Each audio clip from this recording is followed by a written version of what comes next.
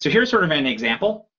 If in the latency timeliness area theme that you maybe got a whole bunch of feedback from your assessment that your reporting services team cannot be as responsive as they like to be, and so there's bottlenecks in returns, so that there's a repeated common request still require manual effort, that people seem to be doing the same thing over and over again, or that the process is slow and communication sparse and they're not sure when to expect results and what to do in the meantime, so there's no sort of feedback loop. Requirements gathering takes too long, there's too much back and forth. There's no certainty regarding which office or person to ask for which request. Too few users are able to write, alter, or even execute reports or queries. So these are things that you might hear in terms of feedback, or you may even get more general feedback like, oh, the data is horrible or something. But those are your symptoms, right? So then you want to think about what are the root causes. And again, this takes some practice and some critical thinking. I highly recommend sort of brainstorming with your core team where you can go over these things and come up with these ideas, and kind of that sort of no idea is stupid kind of approach is really helpful.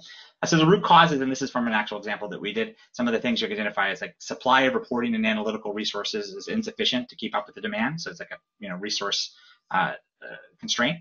The process for requesting and providing data is inconsistent. There's no clear path for submitting requests.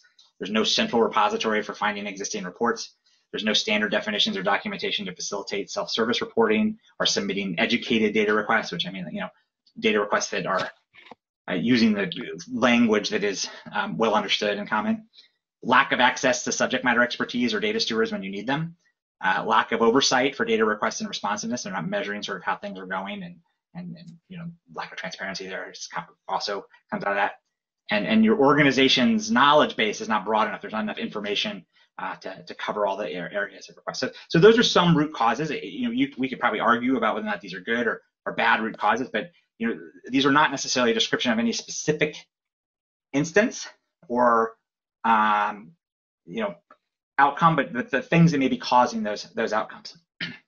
All right. If you are very bold, and you like to work graphically, you can sort of build these root causes by fishbone analysis. It's like looking at what some of the issues are and trying to trace back the root causes. There's lots of methods around root cause analysis that you can use on your own. Again, one of my favorite methods is just the sort of brainstorming and working things out and validating it in a group discussion.